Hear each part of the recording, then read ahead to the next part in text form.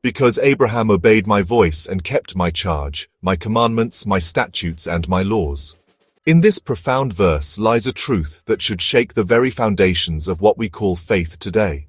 Abraham, the patriarch revered by Jews, Christians, and Muslims alike, was not chosen for his rituals. He was chosen because he obeyed.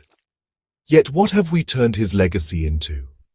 Today, under the name of Hajj, we witness millions of pilgrims pouring into Mecca, performing acts like running between hills, throwing stones at pillars, shaving heads, and sacrificing animals, believing that this is what Abraham did, but history and scripture tell a different story.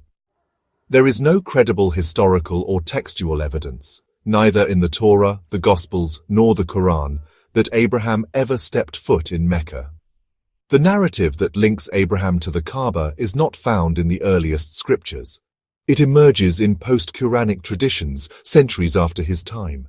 Yet generations have been conditioned to believe it without question. This raises a critical and uncomfortable question. If Abraham never performed these rituals in Mecca, why are they called Millat-e-Ibrahim? The truth is, Abraham's millah, his spiritual path, was not defined by geography or performance, but by unwavering obedience to God's moral law. He stood for monotheism in a world drowning in idolatry. He shattered the idols of his time, not just physical statues, but the greater idols of conformity, blind tradition, and inherited lies. Ironically, those who claim to follow his path now cling to rituals and reject reform, even when evidence contradicts their assumptions. The very spirit of questioning, truth-seeking, and obedience to God, for which Abraham was chosen, is now replaced with unthinking performance and collective emotionalism. Is throwing pebbles at a pillar in Mecca really the same as resisting evil within? Is shaving one's head an act of humility, or just tradition? Is God pleased with slaughter, or with a surrendered, purified heart? These are questions that shake the comfort of inherited religion. But Abraham himself was a man who walked away from the religion of his forefathers when it clashed with God's voice. He didn't follow crowds, he followed the command.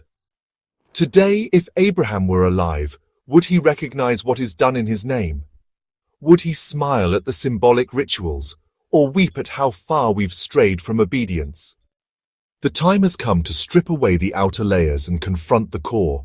Are we obeying God's commandments, or just obeying tradition? To return to Millat-e-Ibrahim is not to mimic imagined rituals. It is to rise in moral clarity, break idols of falsehood, uphold justice, and walk humbly with God. Let the true followers of Abraham awaken.